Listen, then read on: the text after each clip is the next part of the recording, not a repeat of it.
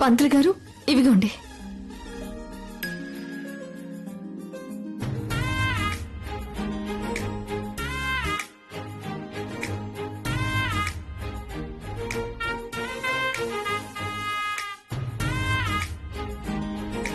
ఏంటి పంతులు గారు అంతసేపు చూస్తున్నారా?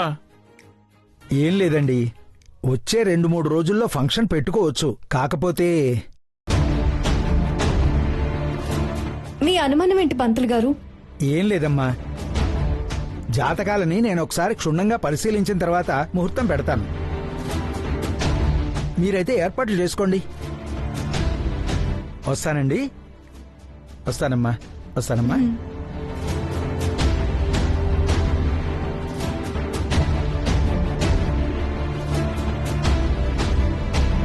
నానా, జాతకాలు చూపించిన తర్వాత పంతులు గారి రియాక్షన్ మారిపోయిందేంటి? నాకు అది అర్థం కావట్లేదురా. నా మనవరాల జాతకం బాగానే ఉండుంటుంది. ఎటొచ్చి ఉందిగా చుప్పనద్ది. దీని జాతకంలోనే ఏదో గందరగోళం ఉండుంటుంది. అదే వెంటనే చెప్పలేక క్షుణ్ణంగా పరిశీలించి చెప్తాను అనుంటాడు. చూద్దాం ఏం చెప్తాడు.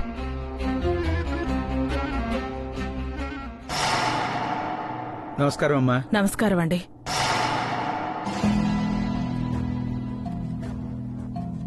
పంతులు గారు వచ్చారేంటి?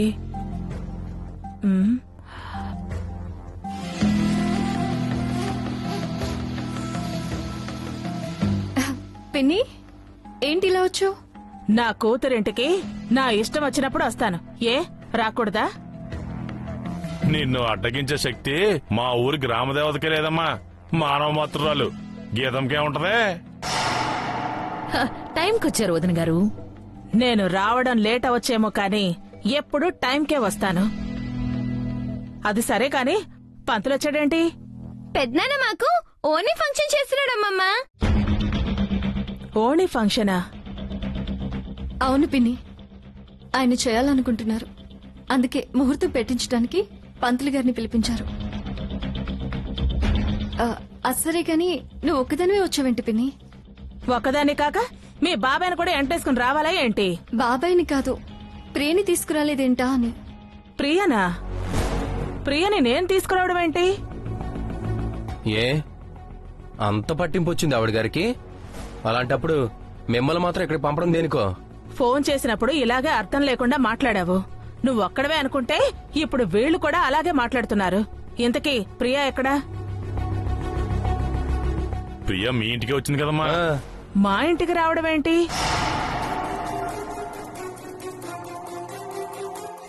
అదేంటమ్మా? అదేంటి ప్రియ మీ ఇంటికి రాలేదా? ఉదయం నుండి మమ్మీ ఇంట్లో లేదు. నాన్న మీద కోపంతో మీ ఇంటికి వచ్చిందని అందరూ అనుకుంటున్నాం. ఇది మరీ బాగుంది. ఇందాక ఈయంతో ఫోన్లో మాట్లాడితే వీళ్ళిద్దరూ ఏదో గొడవ పడ్డారు. అది సర్ది చెప్దామని నేనొచ్చాను. అయితే మరి ప్రియా ఎక్కడికెళ్ళినట్టు? అయితే మీరిద్దరు గొడవ పడలేదా?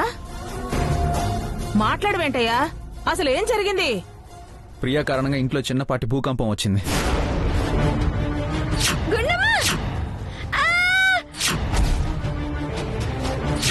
అప్పుడైతే ఈతే చేసుండాలి.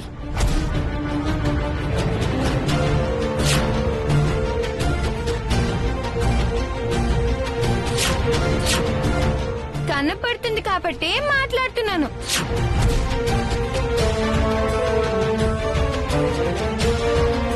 అది జరిగింది. తెల్లారు లేచి చూస్తే మీ అమ్మ ఇంట్లో లేదు. అంటే ఇంట్లో మనిషి కనపడకుండా పోతే ఏవైందో ఏంటో అని ఆలోచించకుండా అంత కేర్లెస్ గా ఎలా ఉంటారండి? చెప్తున్నాం కదా, మీ ఇంటికే వచ్చిందేమో అనుకున్నాం. ఎలా అనుకుంటావయ్యా? సరే అనుకుందాం.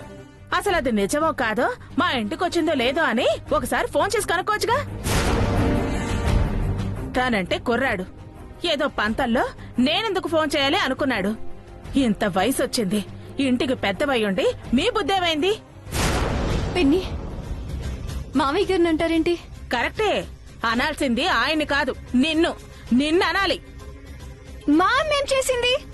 ఇప్పటి వరకు నా కూతురు అల్లుడి మధ్య గొడవలు జరగటానికి, మనస్పర్ధలు రావడానికి పెళ్ళై ఇన్ని సంవత్సరాలైనా వాళ్ల మధ్య ఇప్పటికీ గొడవ జరగడానికి కారణం మీ అమ్మే. అందరూ ఇది చెప్పినట్టే వినాలి.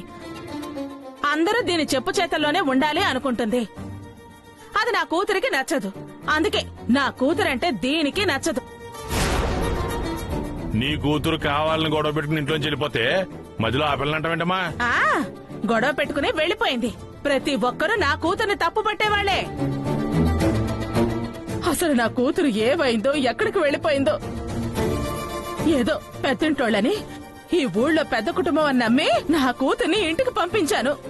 అది కనపడకుండా పోతే అసలు పట్టించుకునే వాళ్లే లేరు ఈ ఇంట్లో. ఓ పక్కన నా కూతురు కనిపించకుండా పోతే అది ఏమైందో అన్న విషయం గాలికి వదిలేసి ఓణీల ఫంక్షన్ కావాల్సి వచ్చిందా మీకు?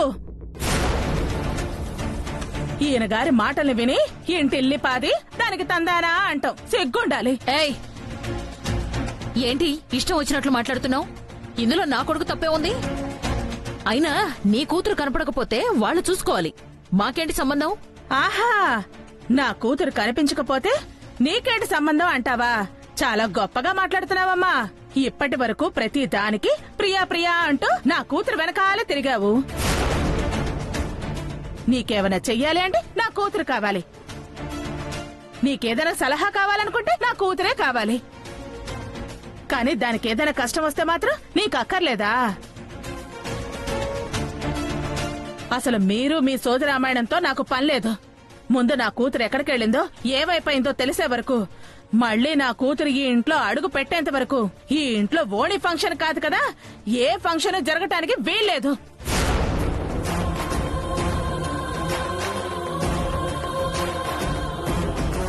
మా ఇంటికొచ్చి నీ బోడి పెత్తనం ఏంటి? నువ్వు కాదంటే మా ఇంట్లో శుభకార్యాన్ని ఆపుకోవాలా? ఆపాలి, ఆపి తీరాలి. నేనెవరో తెలుసుగా, చీటీల రేణుక. చచ్చి యమలోకానికి వెళ్లినా అక్కడ కూడా నేనే పెత్తనం చేస్తాను. కాదని వాదిస్తే యముడు చెవిలో కూడా చీటీ పాట పాడేస్తాను. మీరెంత? నా కూతురు ఎక్కడికెళ్ళిందో తెలియాలి. అంతవరకు నేనిక్కడి నుంచి కదిలే ప్రసక్తే లేదు.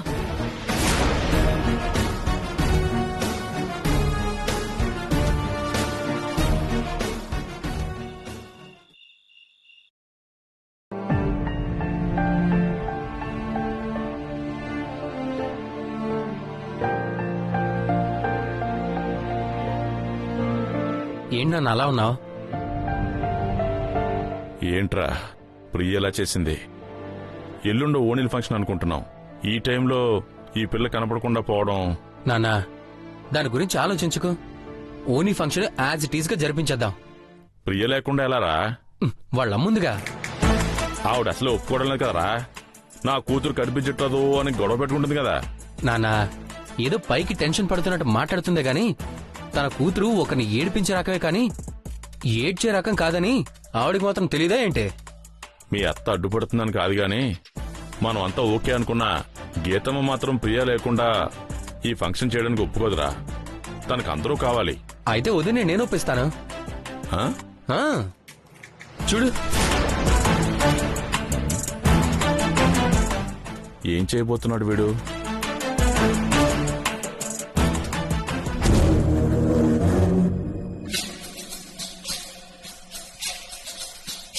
ఎంత కొవ్వుదానికి నా ఇంటికొచ్చి నా మీదే కేకలేస్తుందా? దాని కూతురు ఏమైందో తెలిసేంతవరకు నా ఇంట్లో ఫంక్షన్ చేసుకోకూడదా? అసలు పిల్లలకు ఓణీల ఫంక్షన్ చేయాలని మీకెందుకు అనిపించిందండి?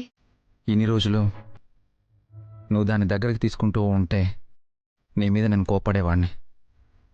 అలాంటిది ఈ మధ్య ఎందుకో దాని మీద తెలియని ప్రేమ మొదలైంది. దాన్ని కాస్త దగ్గరికి తీసుకున్నప్పుడు ఏదో తెలియని సంతోషం, ఏదో అనుభూతి. ఆ ఫీలింగ్కి కారణం ఏంటో కూడా తెలియడం లేదు. నాకు మాత్రం ఆ రేణు కంటే కంపరంగా ఉంది. అందరి మీద నోరేసుకుని పడిపోతుంది. ఆ రేణుక 2 చెంపలు వాయించి మళ్ళీ నా గుమ్మం తొక్కొద్దు అని చెప్పి మెడపట్టి గెంటేయాలనిపించింది. కానీ ప్రియ ఏమైపోయిందోనని, పిన్ని కేకలేసిందని కాదు కానీ ప్రియ ఏమైందో తెలుసుకోకుండా ఇప్పుడు ఈ ఓణీల ఫంక్షన్ చేయడం కరెక్ట్ అంటారా?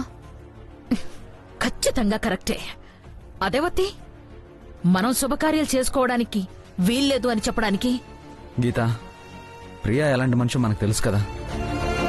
అది కాదండి, పిన్ని వాళ్ళ ఇంటికి కూడా వెళ్ళలేదంటే ఎక్కడికి వెళ్ళిపోయి ఉంటుంది?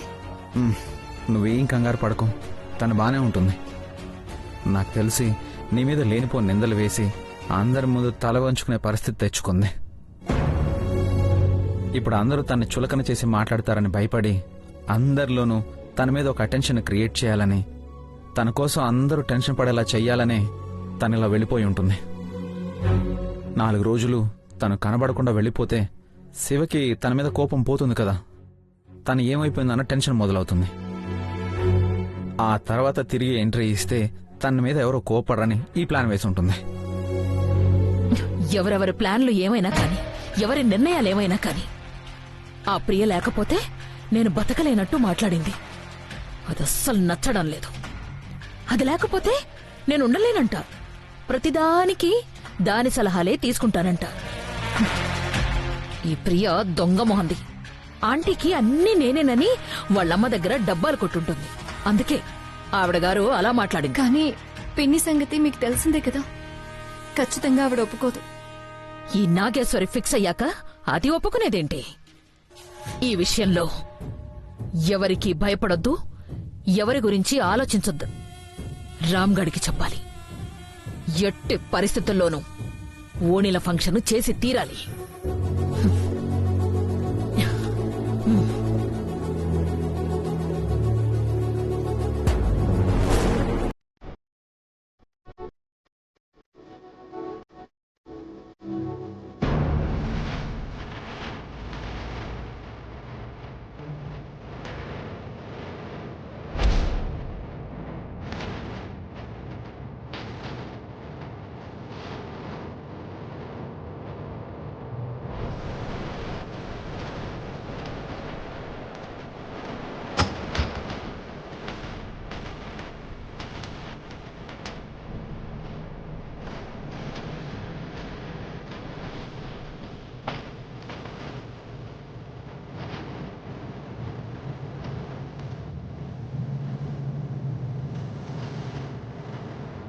అమ్మా, నువ్వు ఇప్పుడు వచ్చావేంటి? ఏ రాకూడని టైంలో వచ్చానా? ఆహా, అది కాదు. మరి అలా అడిగేవేంటి?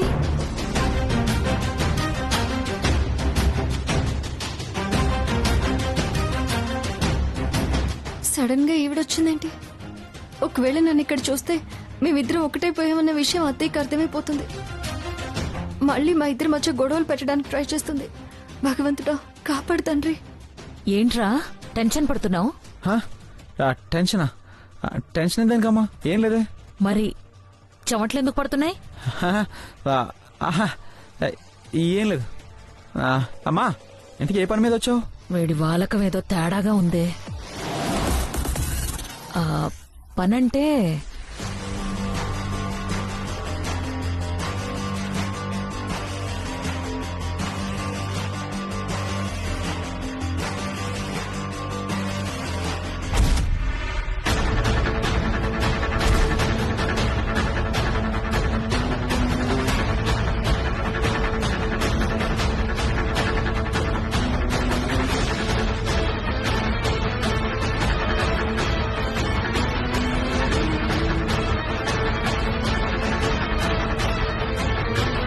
ఏంటమ్మా, ఏం వెతుకుతున్నావు?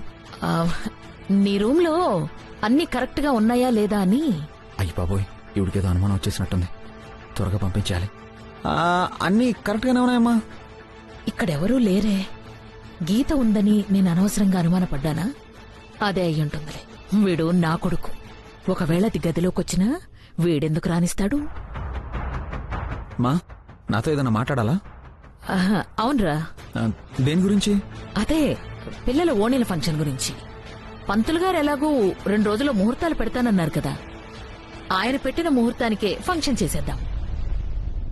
అమ్మా, మరి ప్రియ కనిపించడం లేదు కదా. వాళ్ళమ్మ కూడా వచ్చి గొడవ పెడుతుంది.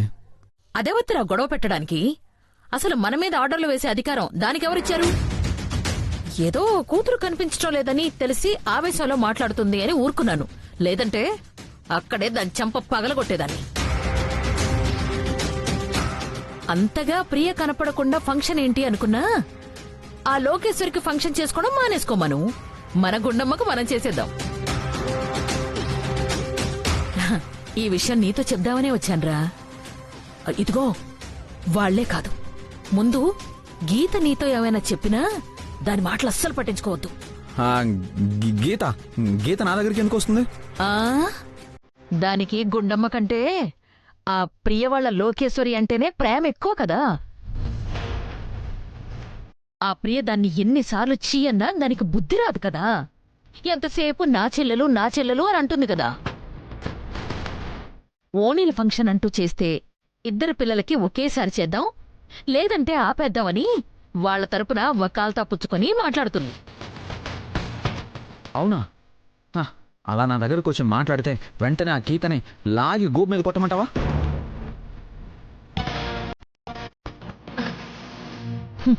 నాలుగు కోసి చేతిలో పెట్టేయి. గొడవైతే నేను చూసుకుంటాను. నువ్వు ఆ మాత్రం దయం ఇచ్చాక నేనెందుకు ఆగుతానమ్మా? సరే, చెప్పింది గుర్తుంది కదా. ఎవరు అడ్డొచ్చినా సరే ఓనీ ఫంక్షన్ అయితే మనం చేస్తున్నాం.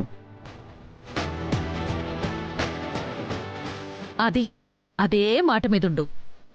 ఈ విషయంలో గీత మాట్లాడితే దాని సంగతి నువ్వు చూసుకో. ఆ రేణుక ఏమైనా వాగితే దాని సంగతి నేను చూసుకుంటాను. సరే అమ్మా, వెళ్తావా? ఏ కాసేపు ఉండమంటావా? అవసరం లేదు, నిద్రొస్తుంది, నువ్వు వెళ్ళమ్మా. సరే.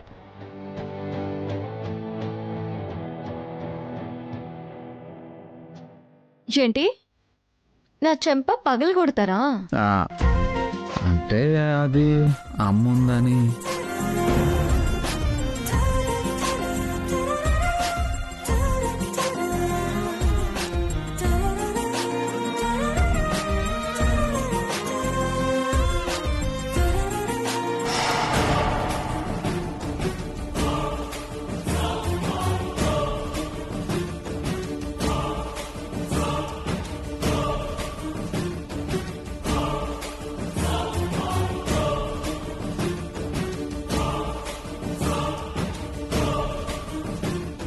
అయితే ప్రియ చెప్పిన మాటే నిజం. రాము నాగేశ్వరి ముందు తల్లిచాటు బిడ్డలా ఉంటూ ఆవిడ కళ్ళు కప్పి పెళ్ళం కొంగు పట్టుకుని తిరుగుతున్నాడనమాట. నా కూతురు కనపడకుండా పోయి నేను బాధపడుతూ ఉంటే నీ మొగుడు ఓణీల ఫంక్షన్ అంటూ నువ్వు మొగుడు పక్కన చేరి సొరసోలోట్టం. నవ్వవే, నీ మొహంలో ఆ నవ్వు మాయం చేస్తాను. మీ ఇద్దరి బండారాన్ని ఆ నాగేశ్వరి కంటపడేలా చేసి మిమ్మల్ని ఏడిపించకపోతే నా పేరు చీటీల రేణుకే కాదు. బుద్ధుండాలే, అసలు నువ్వు మనిషివేనా? నాకెందుకు ఫోన్ చేశావు? తప్పు చేసినప్పుడు తల ఉంచుకోవాలి. వెళ్ళిపోతే నీకోసం మేమందరం టెన్షన్ పడాలా? నువ్వు ఏమైపోయావని మేమందరం తలుచుకొని పిచ్చివాళ్ళం అయిపోవాలా? అసలు ఏమనుకుంటున్నావే నువ్వు? ఎవరితో మాట్లాడుతున్నావు శివ? ఇంకెవరు? ఇదిగో ఈవిడి గారి కూతురు ప్రియా. ప్రియా? అమ్మా, ప్రియానా? ఏది ఇటీవల నేను మాట్లాడతాను. చూడు, నువ్వు చెప్పే సోదంతా వినాల్సిన అవసరం నాకు లేదు. ఇక్కడ పిల్లలిద్దరికి ఓనీ ఫంక్షన్ చేస్తున్నాం. వస్తే రా, చస్తే చావు. ఏంట్రా అమ్మాయి ఎక్కడుందంట? ఎవరో ఫ్రెండ్స్ వాళ్ళ ఇంట్లో ఉందట నాన్న. ఫ్రెండ్స్ వాళ్ళ ఇంట్లోనా? ఎవరా ఫ్రెండ్స్? ఎవరికి తెలుసు వదినా? నేను మాట్లాడతానా అంటే మాట్లాడనివ్వలేదేంటి? ఏం మాట్లాడతారండి? మనిషి ఎదురుగా లేదు కాబట్టి సరిపోయింది. లేకపోతే నాకు వచ్చిన కోపానికి దాన్ని. ఫ్రెండ్ ఇంటికి ఎందుకు వెళ్ళిందంటరా? ఏదో ఫంక్షన్ ఉందట. ఆవిడ ఫోన్ చేసిందట. ఈవిడ అర్జెంటుగా వెళ్లాల్సి వచ్చిందట.